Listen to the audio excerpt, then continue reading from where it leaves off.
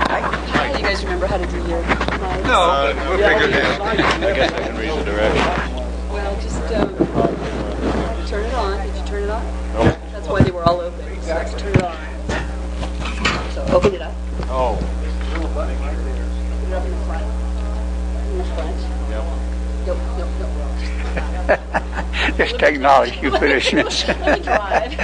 Right there on the side. Got it. And there's a little button That's right. there. And then you can close it up here. There we go. Hello. All right. Good stuff. Thank you. You bet. Don't tell my wife. I didn't know what front from back was. Well, he was in all day, but he sure was adorable. I'm doing this. Especially all that attention. Get your voice just a bit higher. Test.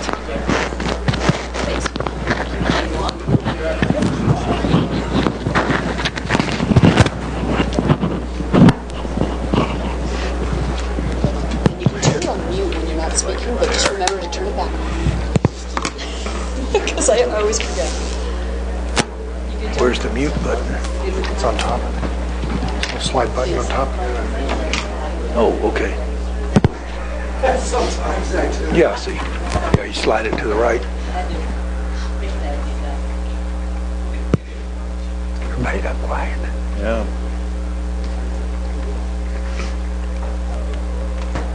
That's a good one.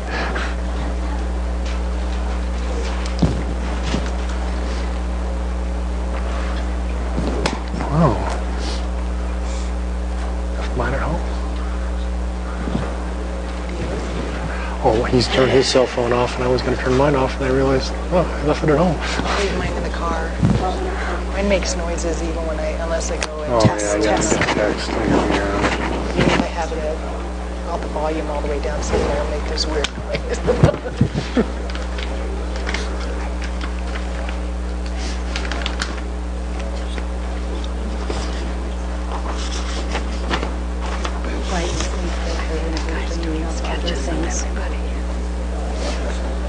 Cool.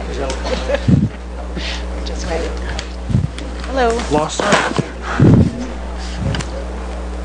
No, I don't think they did. I think they came and talked about this It's hard to find. one. Oh, really? I don't know why. Do I have? I found it.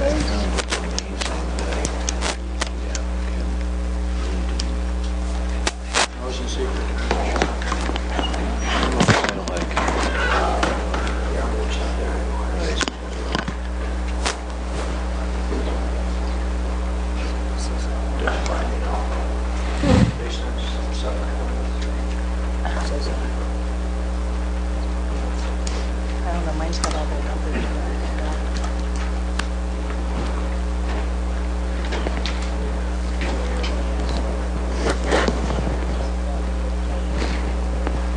That's an interesting name for a subdivision. Yeah. Colorado. Gatorman.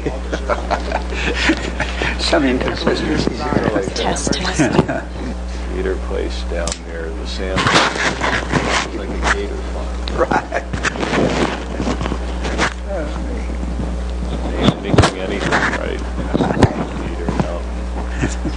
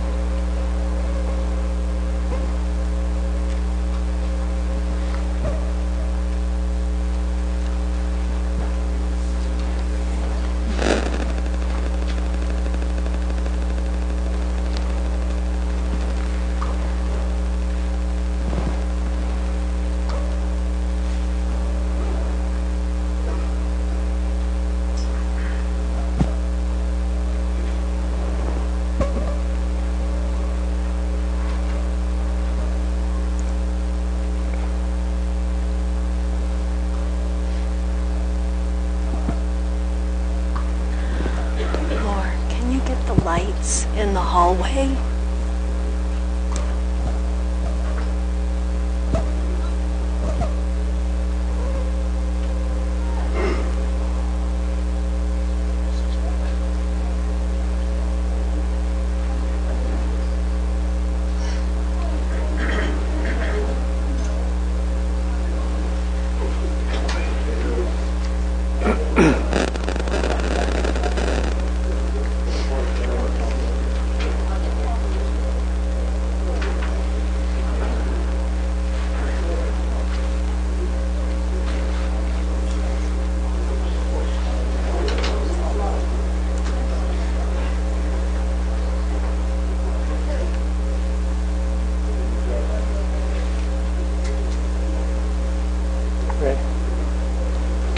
We're ready.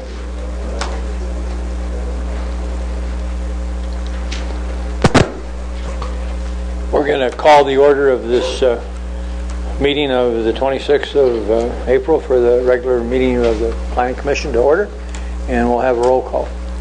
Mr. DeVoe? Here. Mr. Watson? Note that he is absent. Also, Mr. Lee Brown is absent. Ms. Carrick? Here. Mr. Hartsfield? Here. Ms. Good? Here. Mr. Penland? Here. Mr. Scanlon? Here. And Mr. Schroeder. Here. Mr. Chair, we do have a quorum this evening with 7 members present. Would you please join us for the Pledge of Allegiance? I pledge allegiance to the flag of the United States of America and to the republic for which it stands, one nation, under God, indivisible, with liberty and justice for all.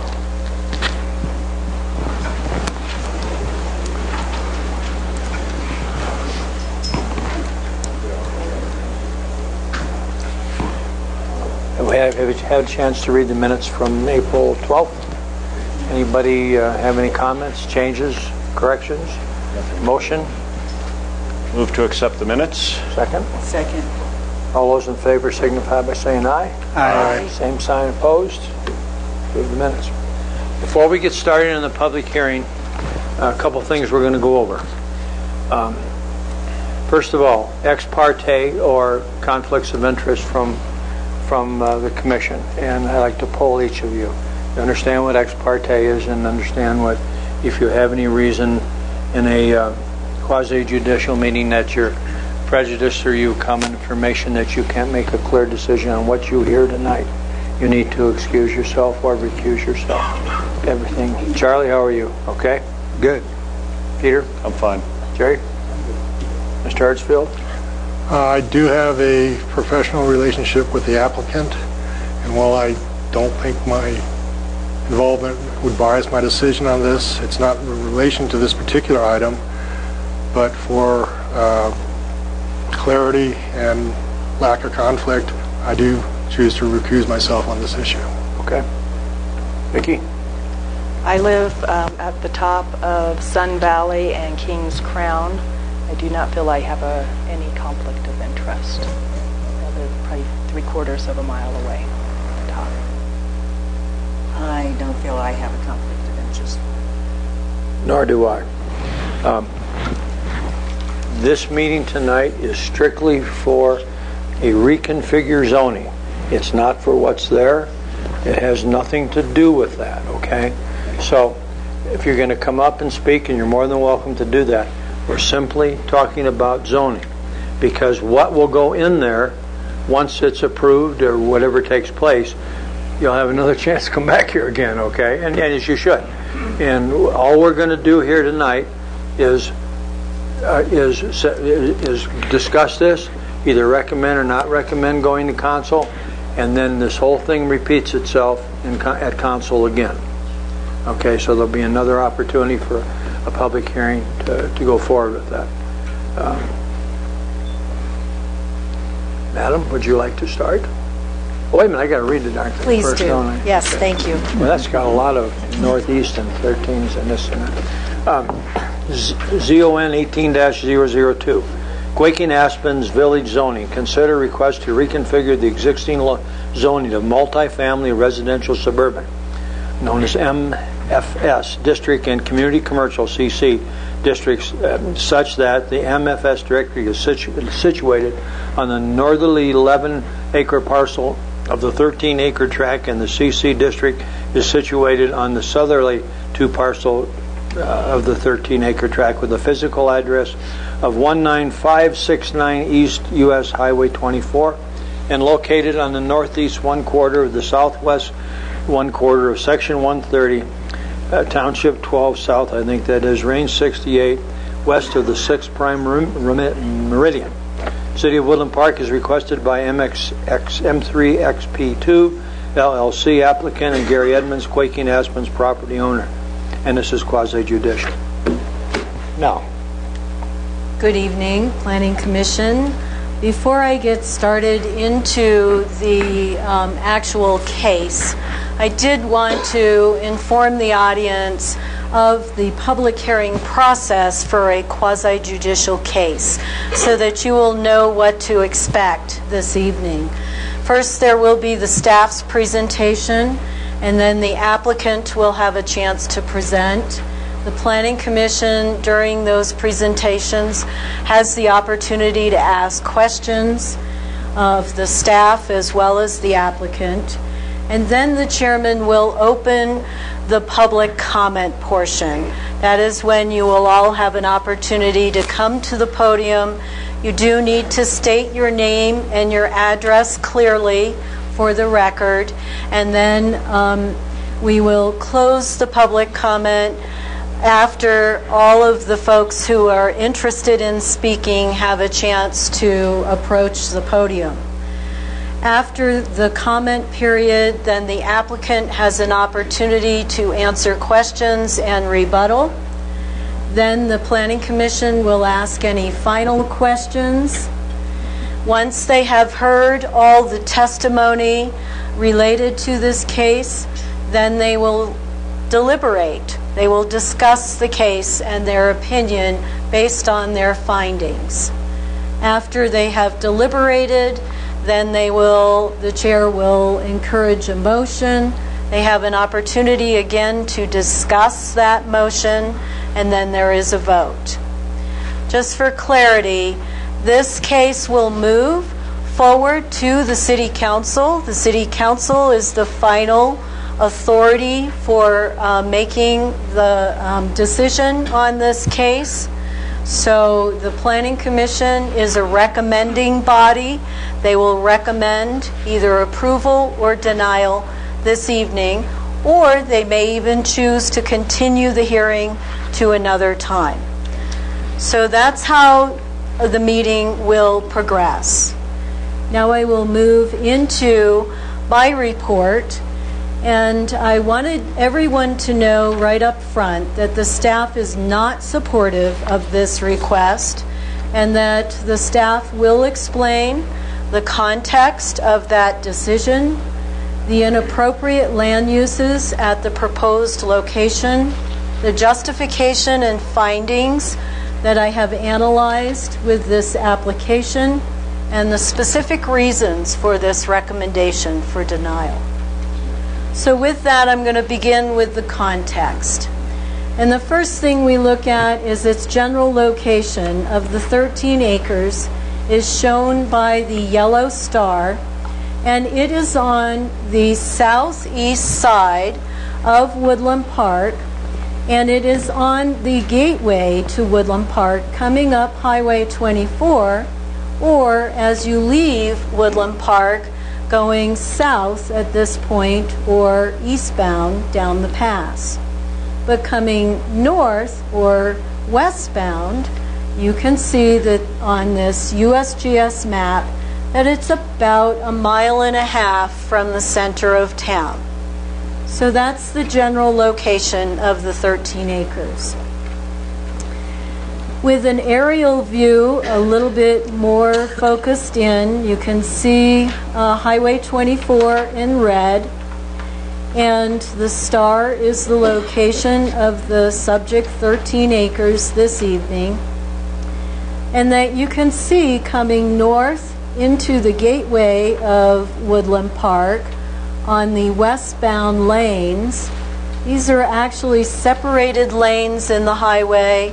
It's a more rural and scenic entrance and a gateway to Woodland Park. Here's a closer view of the 13-acre tract, and most everyone is fairly familiar with this vacant area. It is fairly heavily treed. It does have rolling hills and terrain associated with it, and it is just north of Morning Sun Drive on the east side of Highway 24. So the surrounding uses to this tract is immediately to the east is Sun Valley Park, and this property is zoned public, semi-public. And then just east of the park is the single-family subdivision of Morning Sun Solar Community, which began developing in the late 70s, early 80s. Then to the south is some business development, Coldwell Banker, office building, the former Denny's, and another office building. Then across the highway, we have Walmart to the southwest and Woodland Village Mobile Home Park immediately west of this site. To the north of the site is called Gator Mountain Subdivision. This is a single-family residential tract that's a fairly large tract. So those are the surrounding uses. And now for the zoning map. To give you an idea, the subject property is right here in the middle, which is currently zoned multifamily suburban, MFS. And then there is a portion of the property adjacent to Highway 24 that is zoned community commercial, or I will use the acronym CC. Now, moving in the surrounding properties, you can see the park in blue is public, semi-public. The Morning Sun subdivision is a light yellow. That is suburban residential, which is a single-family zone. To the south, where the office buildings and Denny's was located, that is a neighborhood commercial zone. This is the least impactful zone. It mostly is office and small retail type uses in the neighborhood commercial zone. Then moving across the highway, the Walmart development is zoned PUD, which stands for Planned Unit Development. A PUD has a final development plan that specifies the types of uses and the buildings with that zone. To the north of Walmart, the zone is service commercial. So the mobile home park is not zoned for a mobile home park. It is a legal non-conforming use in that zone of service commercial. And service commercial is one of the most intense commercial zones, which is mostly intended for high-intensity type retail and other uses that typically are big box type development. So you can see that strip on the west side of Highway 24. And then north of this property, where the Swiss Chalet is, that is zoned community commercial. And then there is a multifamily suburban. The Elk Grove townhomes are here. And then due north is more suburban residential or the Gator Mountain tract. So those are all the surrounding uses as far as the zoning is concerned. This is a proposed reconfiguration.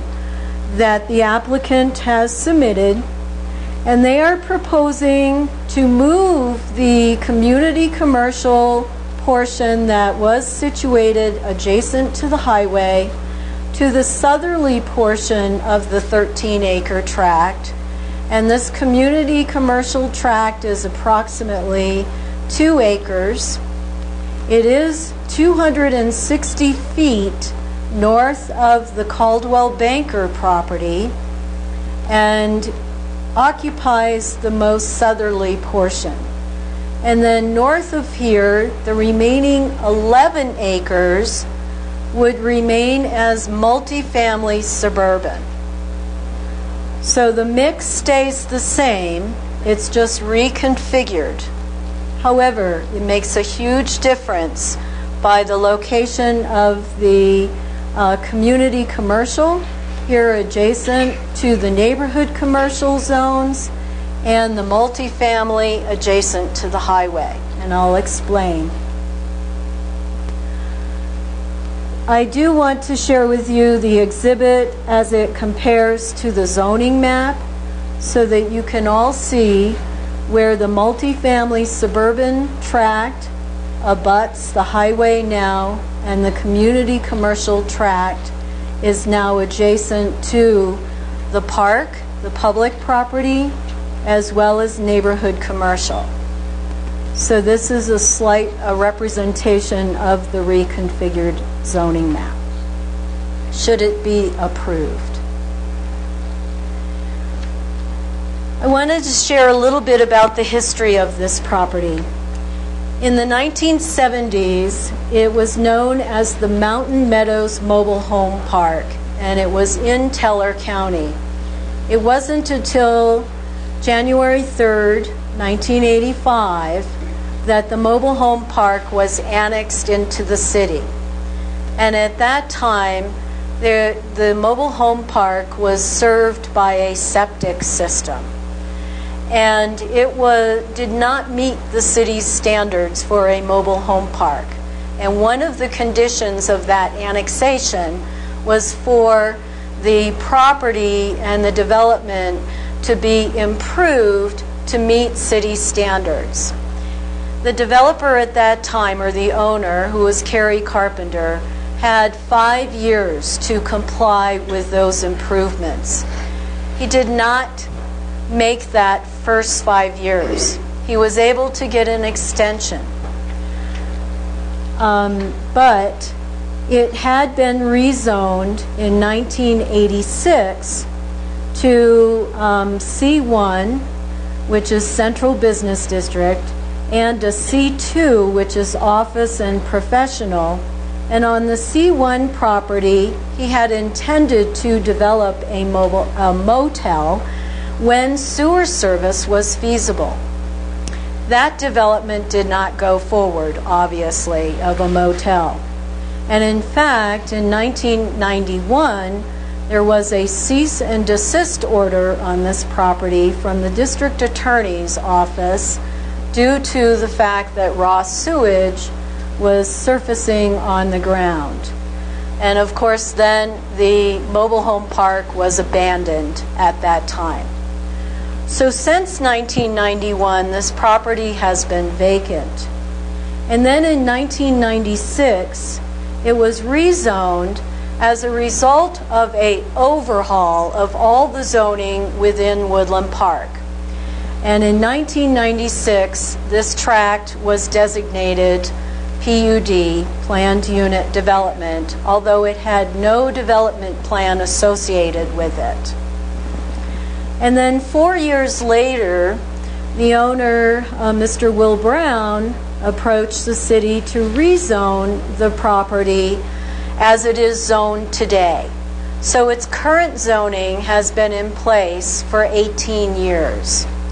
And at that time, it was the intent to develop a mixed-use tract that had multifamily project with duplexes placed in the internal section.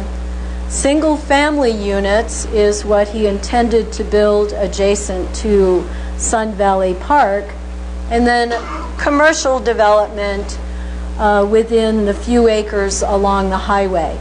And in fact, this was the plan, the concept plan, that was submitted in 1999 with that last zoning request.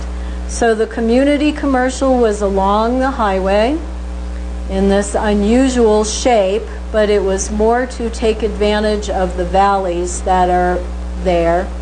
And I want to point out on this map that this property has a legal right in, right out per CDOT access permits. So here's that access to the 13 acres. And then behind the community commercial, he had planned to do duplexes on that multifamily portion, and then have single-family homes within that multifamily zone along the park side.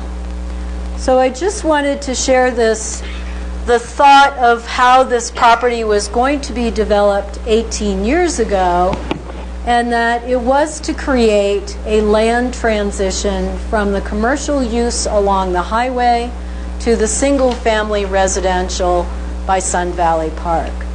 Of course, that hasn't happened, and now, this property has been on the market for many, many years, and now there is an applicant who is interested in developing it. This is a street view taken from Google Earth, street view along Highway 24. The blue arrow shows where that right in, right out on the property is. This frontage is currently zoned community commercial. With the new application request, it would be mostly multifamily suburban. The next photo is the street view taken from Morning Sun Drive, frontage. And Caldwell Banker is just off the photo here. And there is an existing dedicated road right-of-way into this parcel by the mailboxes. That is back in this corner. And then there you can see the vegetation, and this is the more relatively flat level area of this site. This is the portion of the property that is proposed for community commercial zoning. This is what the applicant is asking for. So now for the staff's analysis of the rezoning request. I first started looking at the community commercial zone and whether it was appropriate at this location, this proposed location.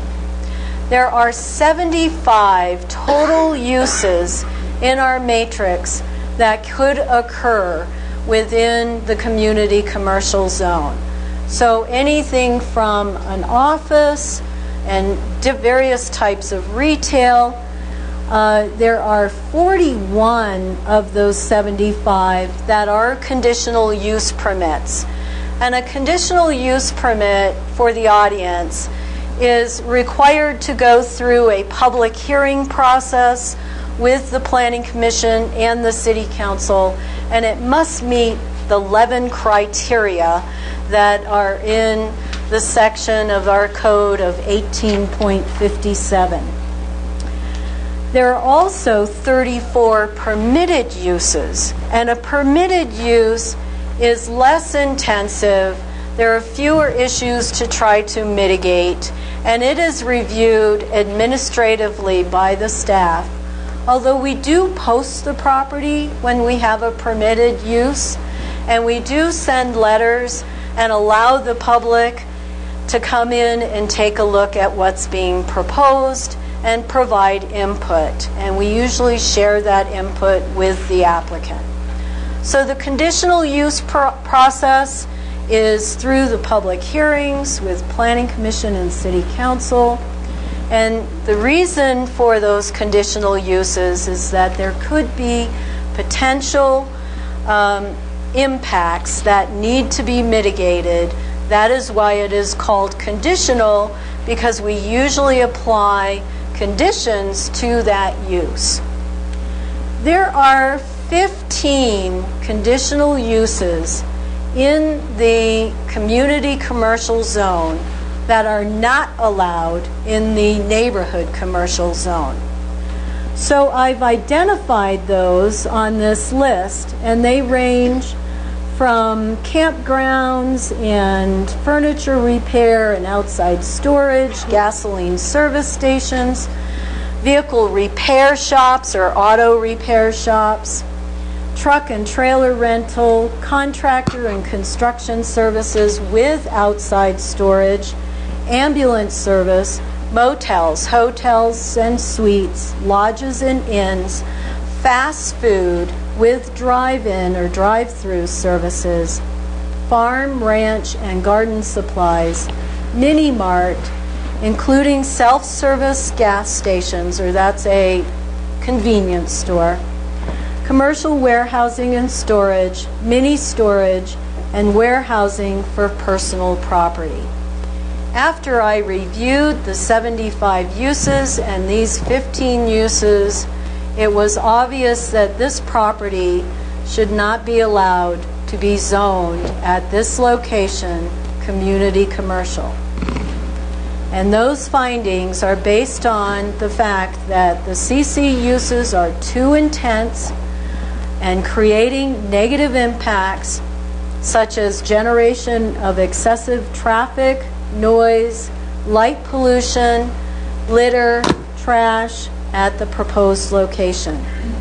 Also, the CC uses do not belong adjacent to a neighborhood park and in close proximity to established single-family subdivisions.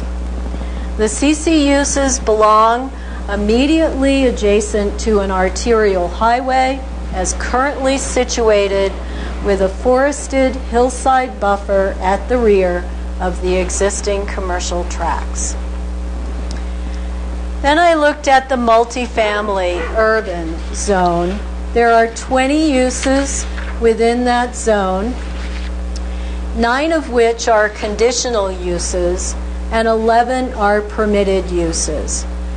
And they range from accessory structures, those are sheds or garages, special events, recreation grounds such as tennis courts, public parks and facilities, residential garages, utilities, single family, 2-family or duplexes, 3 to 4 attached dwelling units, or apartment buildings that have 5+ units in them, residence care homes, child care home, nursing home, churches.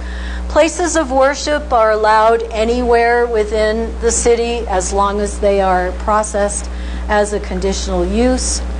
Private and vocational schools, public, semi-public facilities, transmission substations, and single families requiring a subdivision are the conditional uses. So these listed on the left side of the screen are the conditional uses within the MFS. That should be MFS zone. So, yeah, that's a correction. So these uses typically do not belong adjacent to the highway. They belong internal. They create a buffer between the commercial and the single family, and the highway creates negative impacts on residential uses. That because the highway generates noise, light pollution, trash. So it is better to keep the multifamily off the highway if possible. Then we ask the question, is the proposed zoning consistent with the comprehensive plan map? This is a snapshot of that map, and in red is the commercial, in brown is the multifamily, if it were reconfigured, it would not be consistent with the comprehensive plan map. Although those maps are amended from time to time, and it can be flexible. We also look at the comprehensive plan goals and objectives. Two of the guiding principles, which state that to enhance Woodland Park's identity and protect the mountain environment, wildlife, and scenic beauty of our surrounding community, are strong guiding principles. Do not believe that this proposal enhances Woodland Park's identity, and I'll explain that in a moment. Also, there's a land use and growth chapter which lists strategies for providing opportunities for growth and development while preserving the community and the environmental quality. I believe that the 15 highly impactful uses do not protect and enhance Woodland Park's identity. The current zoning is better configured to uphold the neighborhood integrity and character and the area's environmental and scenic qualities.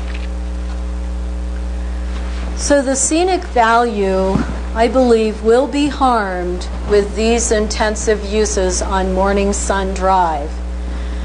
You could only imagine a self-service gas station sitting on this 2-acre tract with a large canopy, gas pumps, lots of traffic coming and going, noise on this area, and it would harm the scenic quality that you see today with Rampart Range in the background and the natural environment in the foreground.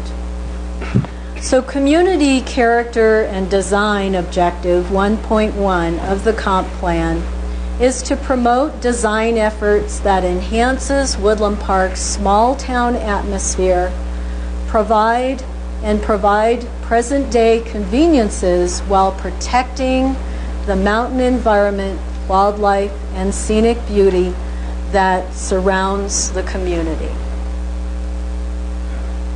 So with that, the recommendation contains 8 reasons for recommending denial of the reconfiguration of multifamily suburban and the community commercial zone.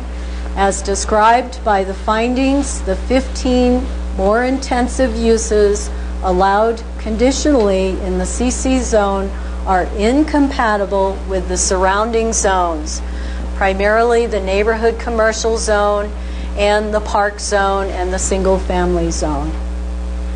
Number 2, these more intensive uses have the potential to injure property values in the surrounding areas and not maintain the character of the neighborhood by the nature of their operations and design.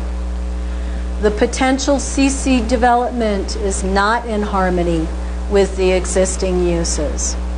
Number 4, the reconfiguration does not conform to the 2010 comprehensive plan to enhance Woodland Park's identity as a small mountain community and protect the environment, wildlife, and scenic beauty. Number 5, the reconfiguration is not consistent with the comprehensive plan map. The reconfiguration does not preserve the unique and natural topographic features and woodlands adjacent to Morning Sun Drive and Sun Valley Park. Number 7, the intensive uses will unduly increase traffic congestion, noise, litter, and light pollution, and the reconfiguration will diminish the use and enjoyment of the vicinity property. So with that, I'd be happy to answer questions or turn it over to the applicants. We have Mr. Eric Smith here, as well as Mr. Pete Labar and Mr. Mark Weaver.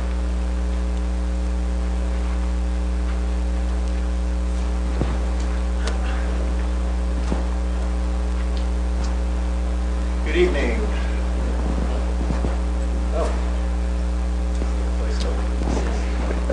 Chairman DeVoe and members of the Planning Commission.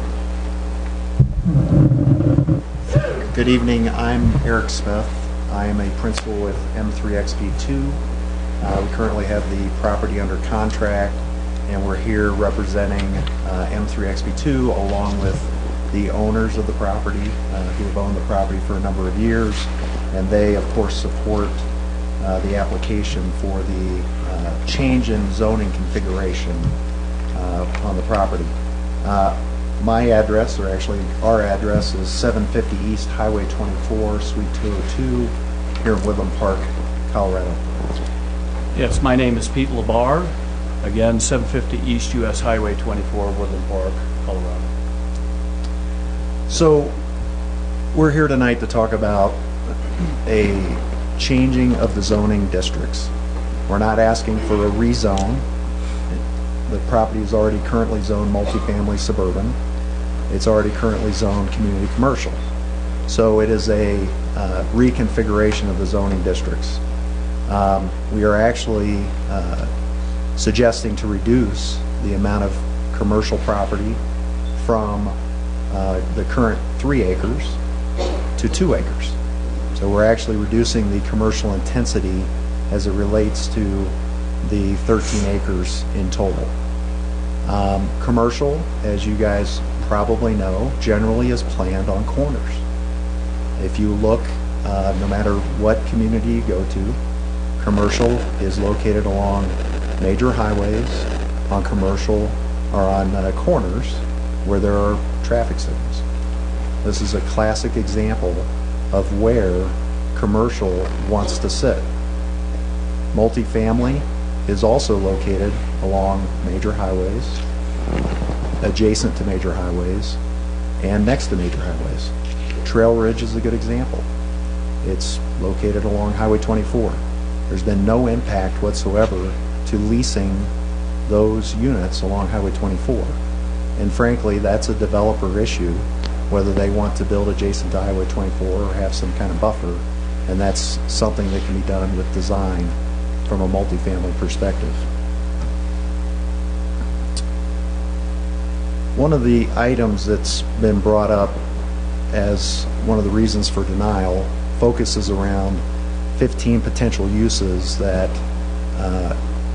are inconsistent between neighborhood commercial and community commercial.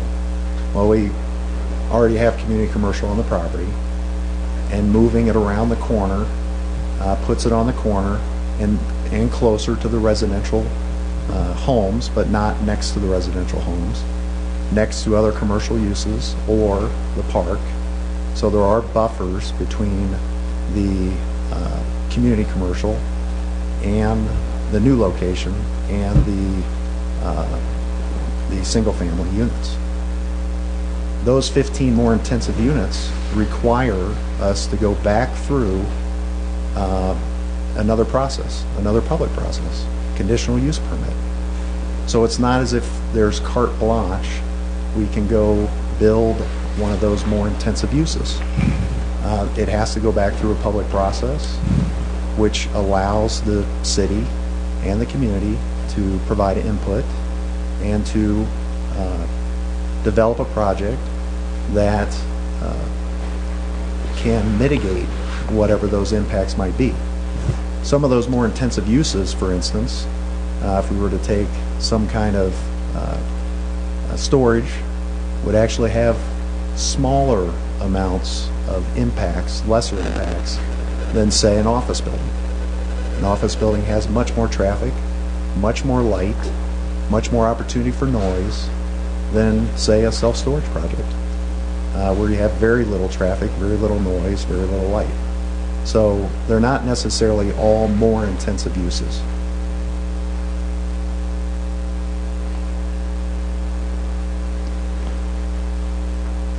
With respect to the comp plan, if we look at the comp plan map and we say it's not consistent with the comp plan map, well, I don't think we'd rezone any property in the city of Woodland Park, because the comp plan map is based on the current zoning. So we have a rezoning process so that we can step through and rezone property, yes, it'll not be consistent with the comp plan map. It's inherently not consistent. And so the rezoning process will always be at odds with the comp plan map. So if the comp plan map is what governs, then there'd be no rezoning in the city. Another item I'd like to point out is that there are 10 locations in the city of Woodland Park where currently community commercial directly abuts single-family residential. There is no buffer. Here there's buffer of neighborhood commercial property as well as the park. There are 10 other places along State Highway 67 as well as Rampart Range Road and Highway 24 where community commercial directly abuts single-family residential. And from a property value perspective, from a resale perspective, those neighborhoods have not been affected by those community commercial uses. So we are not asking for something that is outside of what we already have in the community. And if you look at a zoning map, and I can point out several places, but looking at the zoning map, it clearly shows that there are many locations in the city. With respect to natural topography, scenic views, those types of things, very difficult. They're subjective. And so how can, you know, if you look at it from one perspective and you take a perspective of we're going to protect the topography and the scenic views and not cut down any trees and, you know, those types of things, I don't know if there's a piece of property we can develop in Woodland Park. I don't think you can build a single-family house on a lot of lots because you're going to have to grade, you have to cut down trees. So it's a property rights perspective. You know, as property owners, and I'm going to put on my property owner hat here for the property owners, you know, they've owned the property for many years. They pay taxes. They have a right to seek to develop their property or sell their property to someone who may want to develop it. And, you know, this type of language as it relates to, you know, the scenic values and the topography and the trees can be taken to, you know, an extreme where basically the property could never be developed. So from a, let's see this.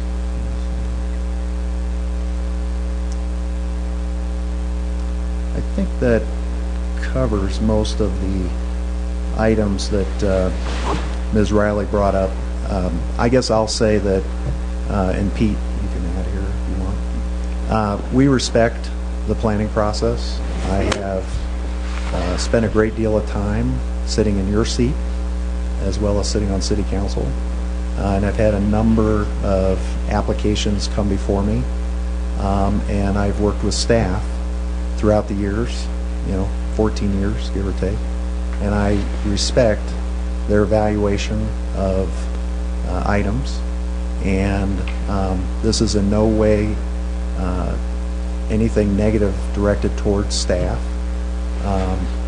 You know, Sally's done a good job of evaluating this from her perspective. We have a slightly different perspective, and hopefully I've been able to convey some of those thoughts. Just one last point that Sally brought up. She mentioned that community commercial doesn't abut parks. There are multiple locations in the city, and if we look at the planning map, you'll see them where community commercial abuts parkland in the city of Woodland Park. So we'll address any questions you have. And I guess before we go to questions, as it relates tonight to this proposal, as Mr. DeVoe had stated, you know, we're here tonight to talk about moving the zoning districts only. And that is the application that's before you this evening. So we're happy to answer any questions related to that. Commission? Do we have any information from CDOT when the reconfiguration, when you change it over to the multifamily, having access right off the highway? Is there going to be a limit to the number of houses that can be built back there? So we have not had direct conversations with CDOT because at this point we're not certain exactly how the site would develop. Any type of development that would occur on the site would require a traffic impact study to be completed, and that would be submitted to the city as part of that development application. That would then go to CDOT, and they would review it and of course provide comments that the application would have to address. There is a permitted, deeded access on the highway that is a right in, right out, as Sally had pointed out, which is about midway between the signalized intersection and the northern edge of the property boundary. And then of course there's the access off of Morning Sun. So hopefully that answered your question. That's good. Peter, I have a couple. Thank you all. The 10 other locations that you mentioned, Eric, that are zoned CC in town, were they originally zoned that way, or were they rezoned and moved as you're suggesting here? I don't know that. I was in evaluating and Sally may be able to address that, just in looking at the current zoning and looking at compatible uses, that jumped out at me. Okay, that's fine, so you don't know. This is kind of curiosity, and maybe I'm not supposed to ask this, but why didn't you request a zoning change to a less intensive commercial use like NC so that it was consistent with adjacent land? Well, our proposal is to take the community commercial that we already have on the property, reduce it in scale and size from 3 acres to 2, and move it to the corner. Okay, so you decided not to do that.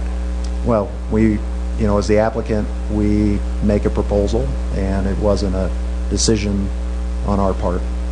Okay. And then the final is more of a comment, but you can respond. What concerns me in the presentation is that you seem to be more responding to the staff versus affirmatively trying to support your application. And that's just feedback for whatever it's worth. The staff went to great pains to articulate their view, and I struggle to find the affirmative support for the case that you're trying to make. And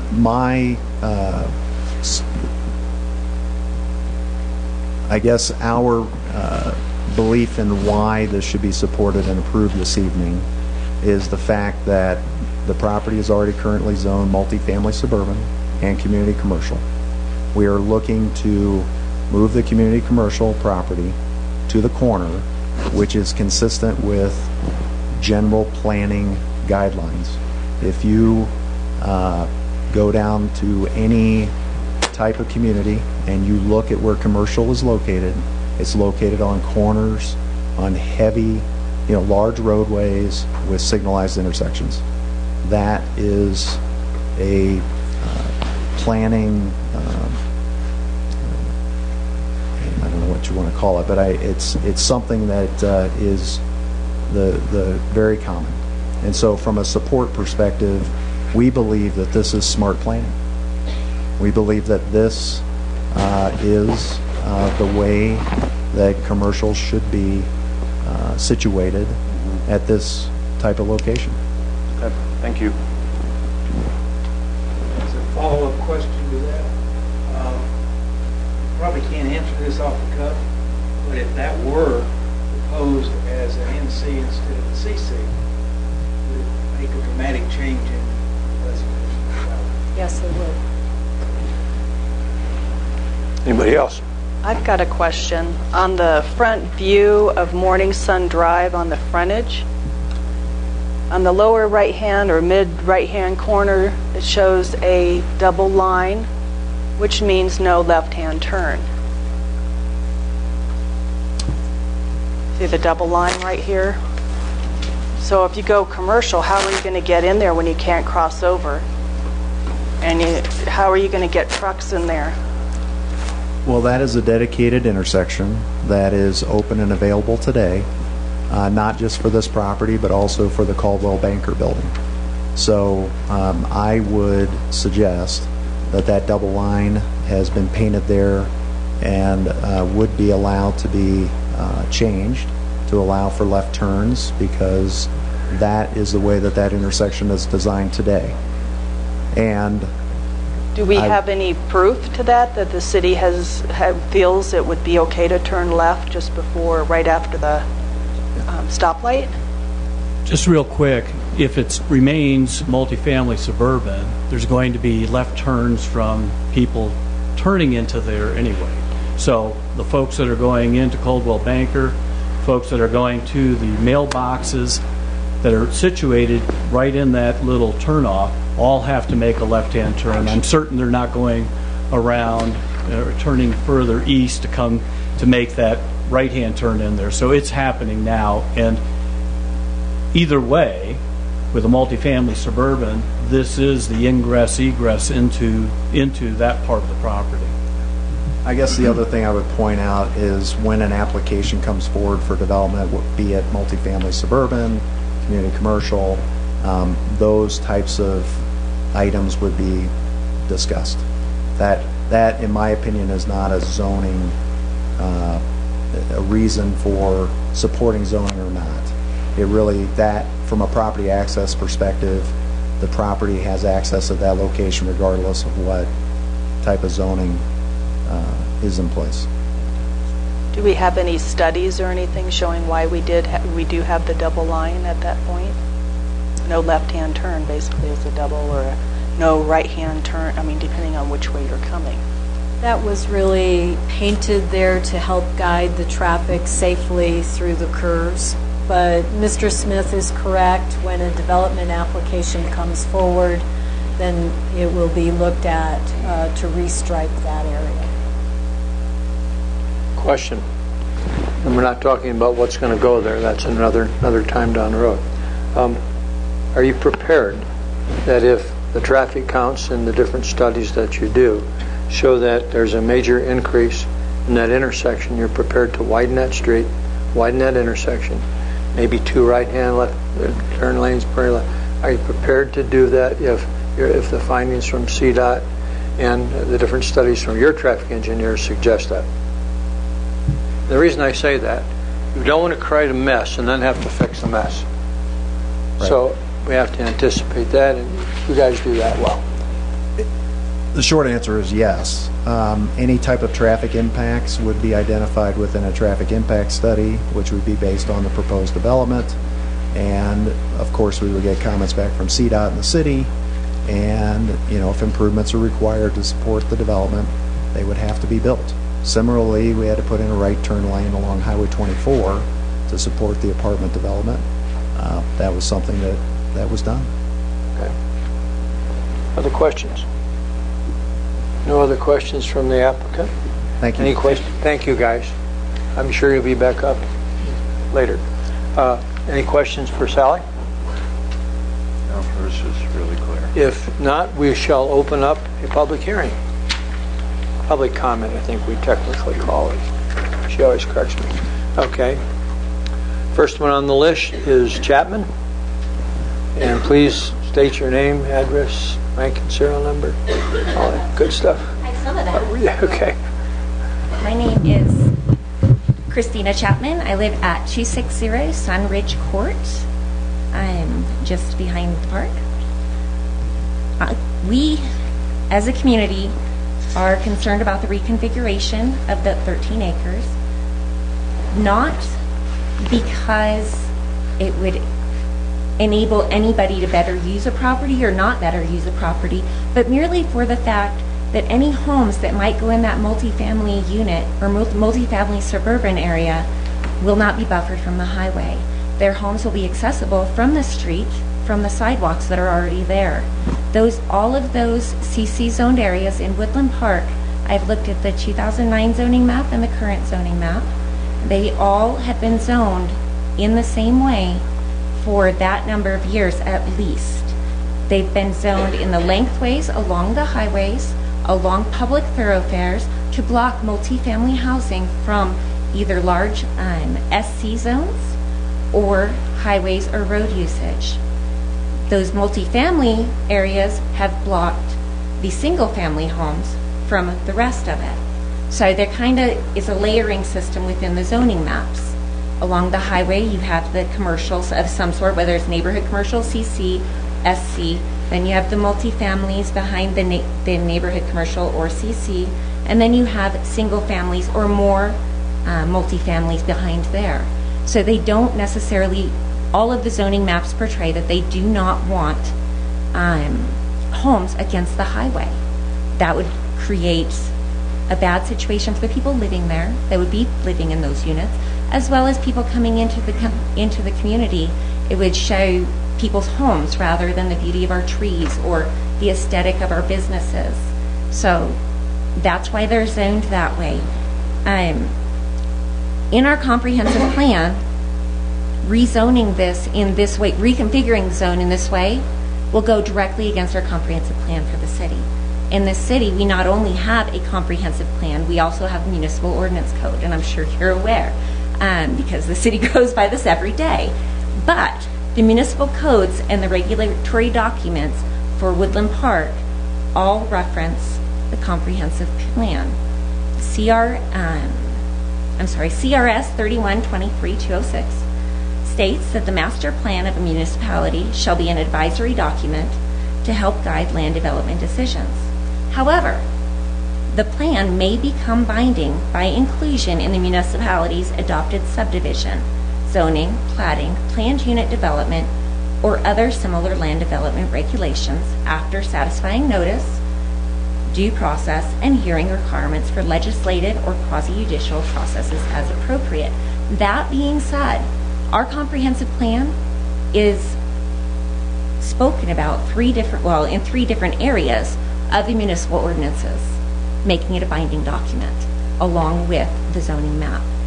It is referenced in 17.08.080, titled Comprehensive Plan in the municipal ordinance. It goes on to state that it means the plan which has been officially adopted to provide long-range development policies for the city and which includes, among other things, the plan for land use. So this tells us what we want to do with, or what we have to do with our city based on a comprehensive plan that was put together by community members, business owners, council members of different councils. We have city employees that were involved. Several people in this room were involved. Several people in this room were involved in voting it into place. I'm not going to name names, but there are quite a few in here that were part of that. And I would be proud to have been a part of that, to know what we want our city to look like and what we want it to look like to our visitors coming in and what we want it to look like for those people who live here.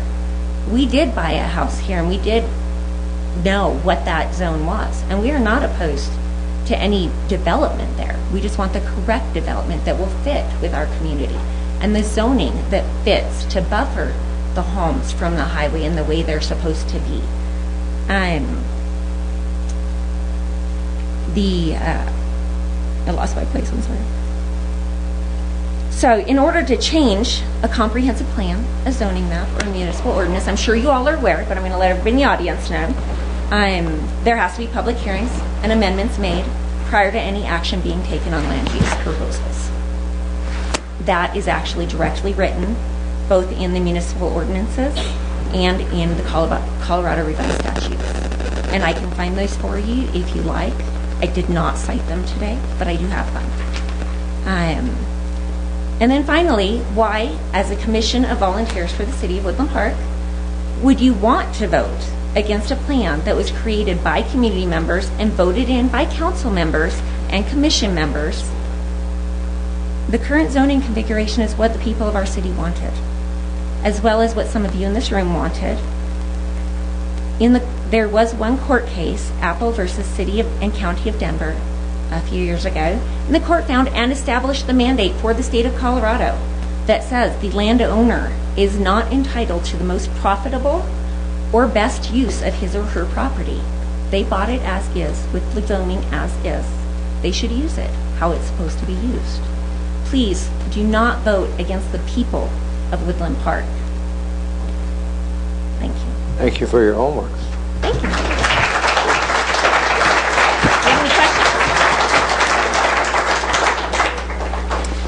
Angela. I say that wrong? Okay.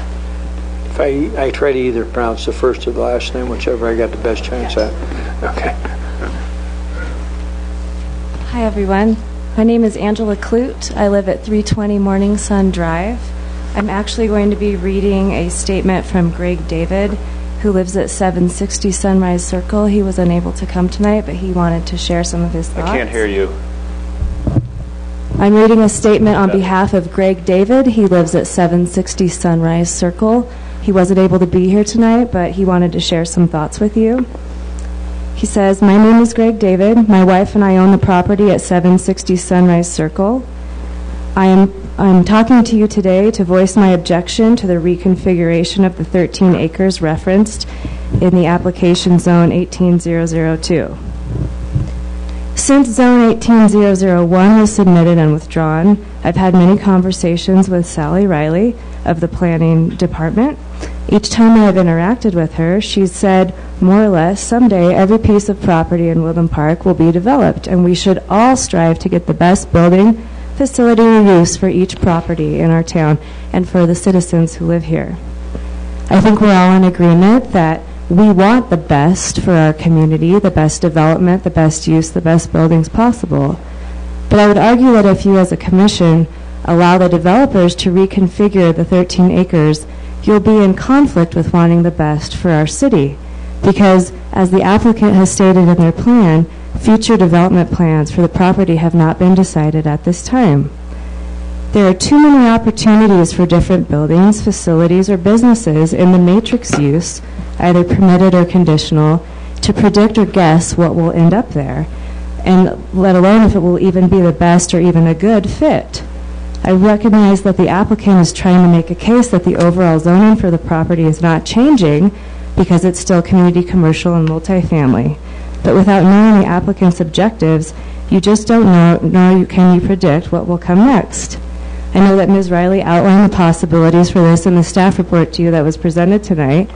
There are 39 listed conditional possibilities, everything from RV parks, mini-marts, mini storage warehouses, service stations, etc., including lodges or inns less than 20 rooms.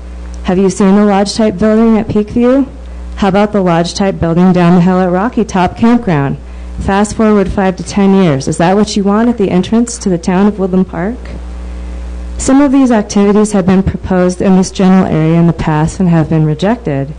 You probably realize that Section 18.57 of the Municipal Code states, conditional uses must have a direct demonstrated need to be located at the location proposed and provide adequate mitigation measures to lessen all identified impacts. With at least 39 possible conditional uses, how do you know this new location is better than the old location? How can the Commission even know what the identified impacts are, much less the mitigation measures? For these reasons, I urge you to deny the request to reconfigure the 13 acres as outlined in the application. There just simply is not enough information to be able to give approval that this request is in the best interest of the citizens of Woodland Park. So that's from Greg. I would like to say, as Angela Clute, who lives at 320 Morning Sun Drive, I know that the applicants brought up that the property owner has rights for this piece of property. I think we all acknowledge that. We all acknowledge their right to develop the property. But I would like to remind the applicants that we in the neighborhood also have rights as property owners. Many of us have lived in the neighborhood for several years. We have already heard that the planning department suggested that this may be a negative impact on our property values, which I think we are all in agreement with. If they want to develop the property, they should do so in accordance with the current guidelines that exist today. There is no demonstrated need at this time for rezoning, for reconfiguring the way that this property is laid out beyond at the convenience of the developers. So I urge you to consider not only the letter of the plan, but the spirit of the comprehensive plan. I believe that the planning staff's report addressed both the letter and the spirit of the plan. I think the developers have focused more on just the letter of the plan. But as the community, there's many of us in the neighborhood here today, please have the developers develop something that's in accordance with the current existing zoning at this location. Thank you very much. Thank you.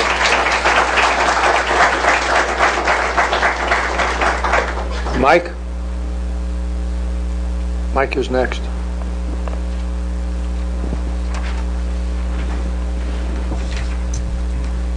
Thank you for having me. I am Mike Nakai, 225 Morningstar Court.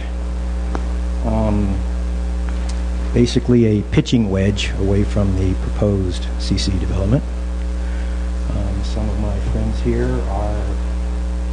my friends here can throw a frisbee to the proposed CC development, which means they can hear it, they can see it, they can probably smell it.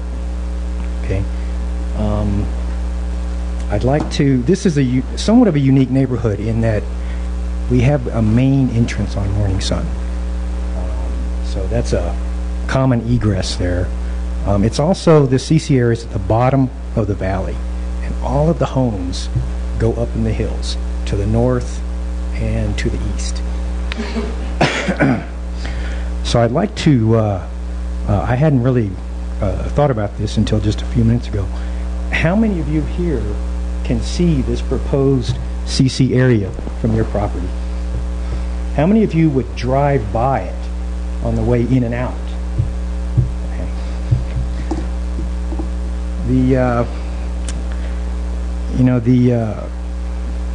The packet for this meeting was quite large. We're all busy. I barely got through it. Did all of you actually have a chance to read through the packet and the application? Are you asking us that question? Yeah, actually. Yeah. Great. Okay. Okay, so I won't belabor too many of those points in there. That means that you guys have read it and you're familiar with it. I would propose that the use of the word reconfiguration is only true because one owner owns both of those lots. If it was two different owners, it would be rezoning. And so you can look at the map of the zoning in the city and look at changing the buffer created by either a CC zone to an MFS or an MFS to an SR. And you can look along the highways and you can see this in the plan time after time that those buffers are in place. And as was mentioned by staff, swinging, reducing this area and swinging it around to the south, will place the MFS directly on Highway 24 and move the CC within, spitting distance of these SR zones.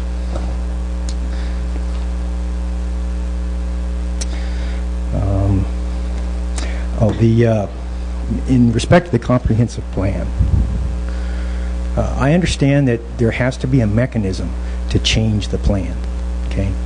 But a lot of people put a lot of work into it, and the bar should be just a little higher, okay? For those of you that read that application, the title of the application is a justification, and I didn't personally find one word in there to justify even the reconfiguration, okay? Not one word. The application also asks many questions. Intent, what's your plan? How are you going to do these things? Read through those questions and look at the answers. I didn't see a justification. I didn't even see a real attempt to answer the questions. The bar should be a little higher if we're going to change zoning. The other thing that we wanted to bring up was at some of the meetings we've had, because of the constricted egress and entrance into this neighborhood, are concerns about fire evacuation. We're all going to have, everyone, in an emergency, you go out the way you usually do, okay? And so there's a bit of concern about this. So I think that I know something's going to be put there eventually, hopefully we can get Chief Lambert and the board to address this fire evacuation that may be unique to this neighborhood, depending upon what goes there in the future. I don't know what the answer is, but I'm just bringing that up as a concern that a lot of people have in this community. That's the comments I have tonight. Thank you. Thank you.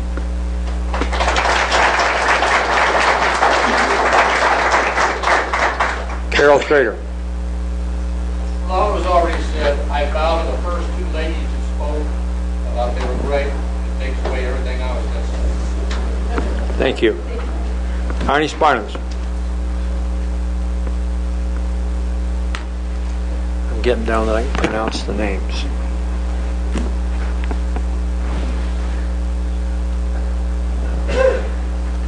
All right, good evening. My name is Arnie Spartans. I live at 2621 Vista Glen Court.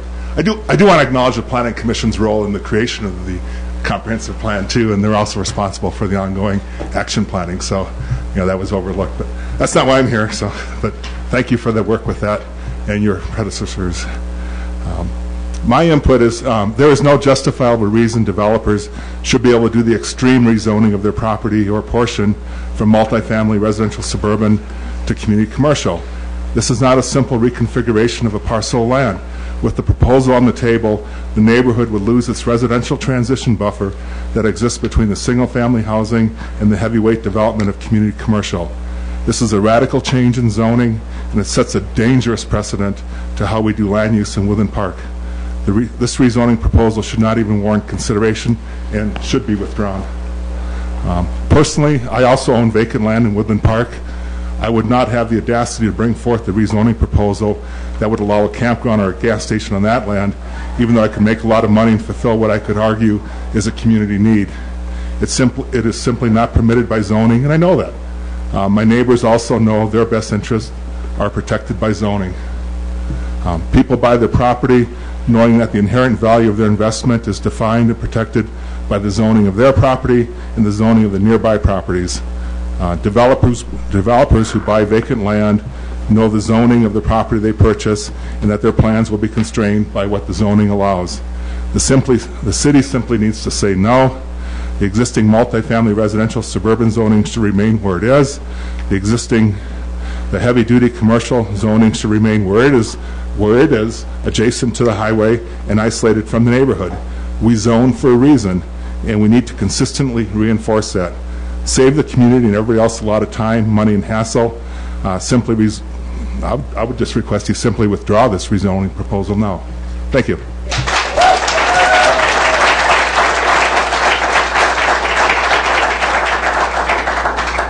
Bob Whitaker.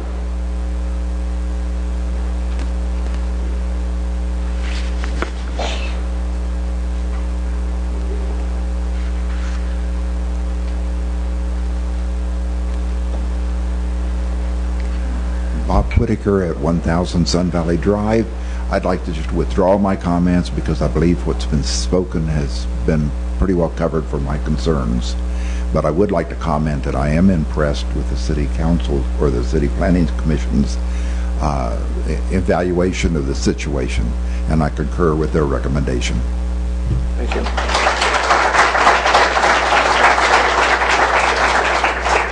Sean Smith.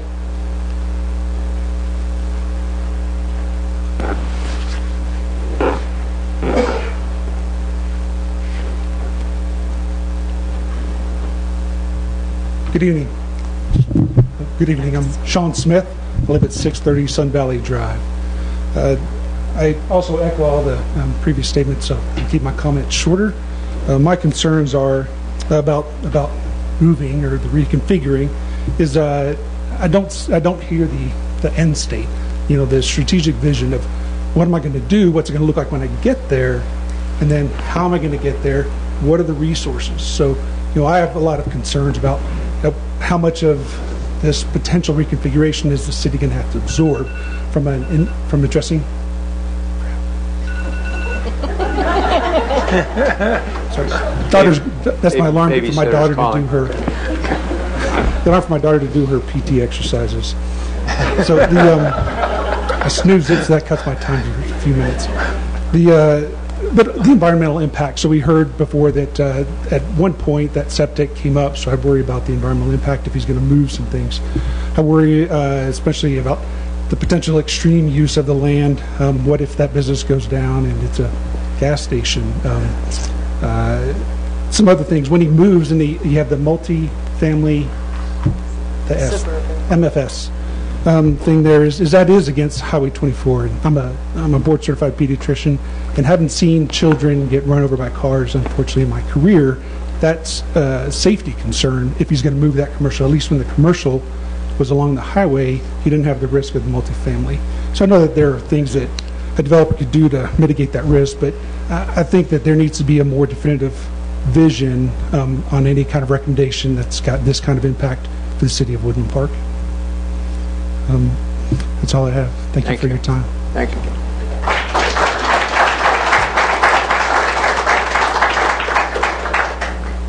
Does anybody else who has not signed up have anything new to add, or that these 7 people have not already talked about? You have something new. Come on up.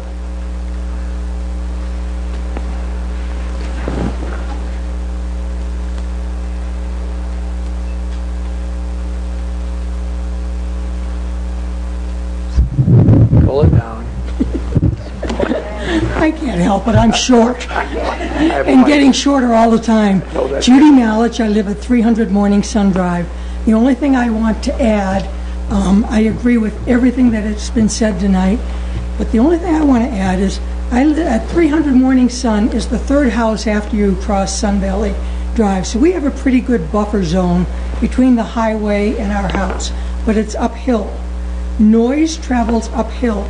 You put this multifamily suburban area right next to the highway. I know Mr. Smith said that there was no problem with the apartments next to Safeway being next to the highway, but they're downhill from the highway.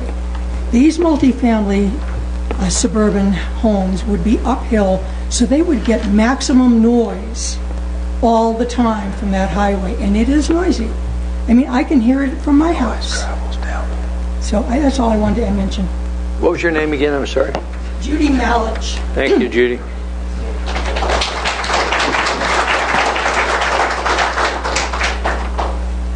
Okay, at this point, we'll close the public hearing. Okay. And at that point in time, rebuttal from the applicant.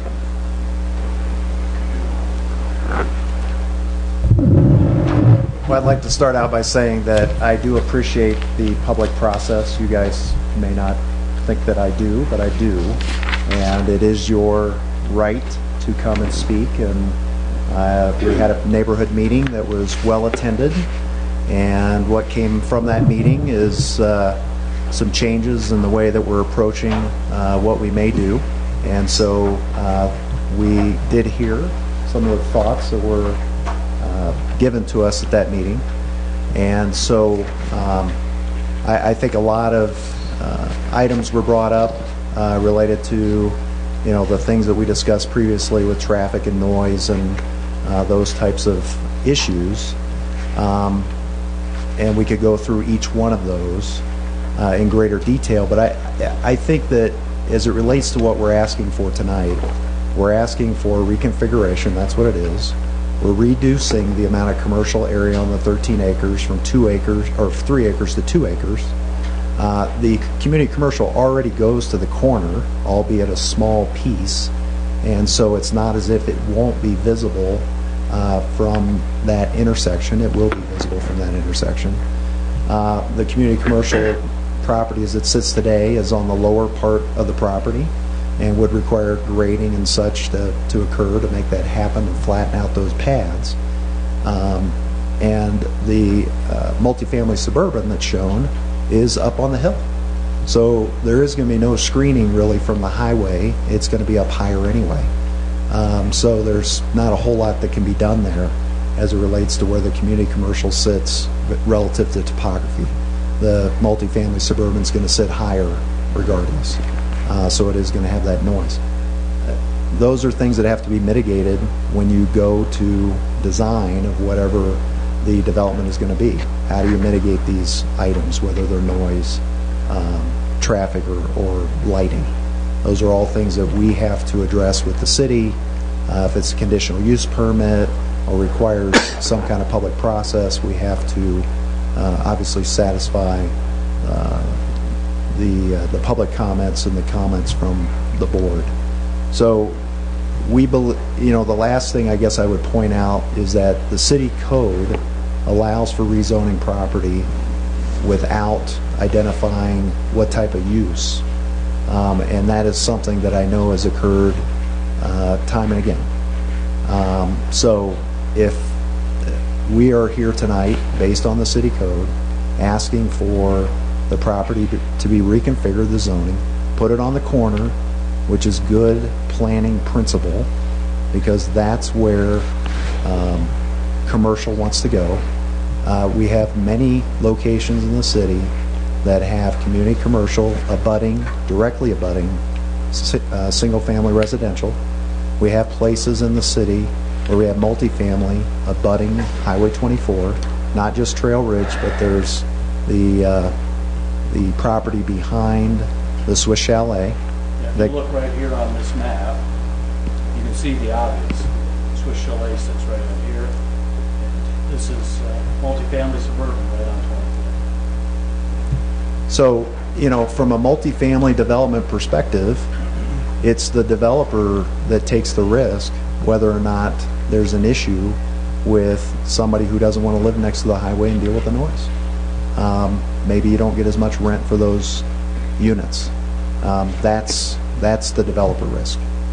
So I guess I would respectfully request that on the merits of the fact that we're reconfiguring the property, we're using sound planning principles, which is to put the commercial on the corner. We're not asking to rezone from up to community commercial. We already have community commercial on the property. And we are reducing the amount of commercial on the property from 3 acres to 2 acres. So with that, Pete, anything you'd like to add? No. Okay. If there are any additional questions, we'd be happy to answer them. Otherwise, thank you. No other additional questions, right? Okay. Before we get into commissioners doing a deliberation on this, let me just say, I know Eric, and we were on city council together for a long time. I was on that comprehensive plan in 2010. Only took us over 2 years to figure out sign ordinance. But anyhow, we've all been there at some time. Mark Weaver, Pete, you guys. They're good developers. They're trying to do the right thing. But they're okay folks. And you folks have done a good job as an audience. You've been respectful. You've presented good arguments and talked about that. So at this point in time, it's your turn, commissioners, to talk about this. So the burden is on you to ask any other questions among us, to make any comments that you'd like to, and then a motion and a second. That's the order we always do.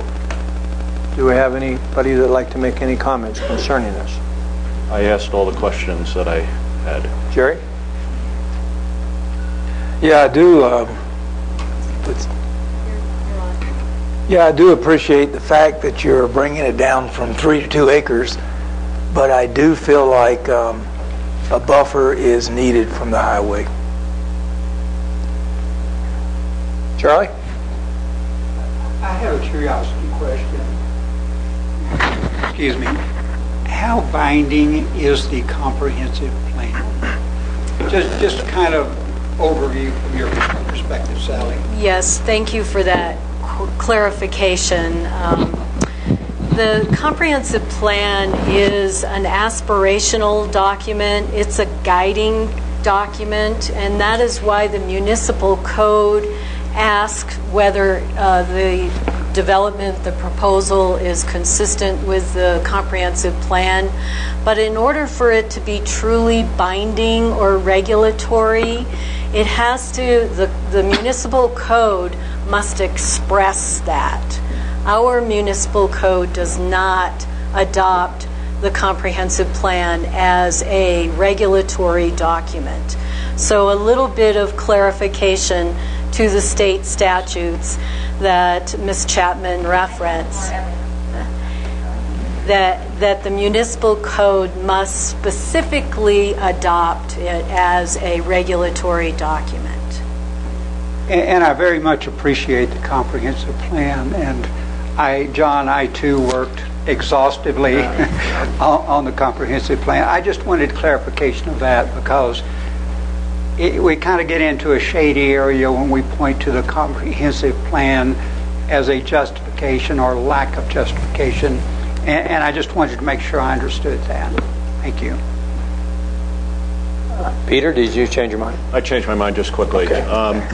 I think that while I think expressed my views in the questions I asked, one of the concerns I have is less about what an eventual developer does with the multifamily units and more about the movement of the heavy, intensive commercial portion closer into the residential areas and to the park. And, frankly, I think whether that was by oversight, I don't know what the reasons were, but I never felt a compelling view on the part of the applicant to justify why that made any sense. And I understand that there's not a requirement to suggest or indicate what the uses are, that there's a whole separate process that we would go through to approve or disapprove the process, but I just can't move from the amount of work the city did to review this to the fact that I felt that the applicant's entire presentation was simply responsive to the city versus affirmative to why this made any sense. Vicki? Never clapped. I've got no further comment. I do have a comment. I think the applicant might be better served in thinking about trying to rezone it as opposed to reconfiguring it. I think the neighborhood commercial would be much more suited to that southern portion of the land. Okay. At this point, item 10 says, Chair should encourage a motion and a second. I'm going to move that we deny the application for the rezoning. Do I need to read the entire thing, Sally? Just based on the staff findings. Based on staff findings, community input, and various discussions that we've had, public discussions that we've had at this meeting.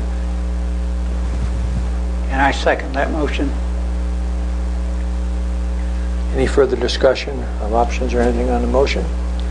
Hearing none, would you call a question? Yes, so an affirmative vote is to deny. Right. Just want to make sure you understand that. Chairman DeVoe? Yes. Ms. Carrick? Yes. Ms. Good? Yes. Mr. Penland? Yes. Mr. Scanlon? Yes. And Mr. Schroeder? Yes. Motion passes. Now, before you get all teary-eyed and get up and walk out of here. Okay, this is going to be a repeat at the council meeting. The people that came up, make sure you come back. These guys will put on a good presentation. Eric is an excellent speaker. These guys are trying to get their plan, as they have a right to do, to present it, okay? So make sure that you come back with the same amount of energy and respect to this group and to this body as you have done tonight, and I appreciate that. You guys, thank you, okay? Mr. DeVoe, do we know when this would go before City Council? Yeah. When will this go before City Council? Can everyone just sit still for a moment and we'll dismiss you. We'll wrap it up pretty quickly, but we do have a few more questions. So wanted to know when it goes to City Council. The public hearing is June 7th. So the City Council will, I will have an ordinance that will be on first reading that is necessary in order to set the public hearing for June 7th. So the ordinance on first reading will be May 17th. The Planning Commission's recommendation will be forwarded to the City Council, and the City Council will have the opportunity to decide whether to adopt the ordinance for approval or pass a resolution for denial. So that's the little messy process that we go through for a zoning case. So that will be June 7th. And the first reading is the first reading. Nothing's going to be decided at the first reading. That's just a procedure we have to do. You can, you don't need to show. You can if you want. That isn't really the proper place for the formal public hearing. There will be no comments. There won't be no first comments. reading. Okay, but your times are busy. Make sure that you come for the one for the second reading if you want to come back and talk some more. These guys got to come both of them, no choice. They'll be there. Okay. Anything else? Our next meeting is May 10th. That will be the workshop on the proposed amendment to the zoning regulations. So we encourage you to come back and hear after the input that we received at your last meeting. We have some changes to that, and we'll have a good discussion. That's all. Your motion for adjournment? Motion to adjourn. Second? Second. All those in favor? Aye. We're out of here. Thank you. Thanks, man.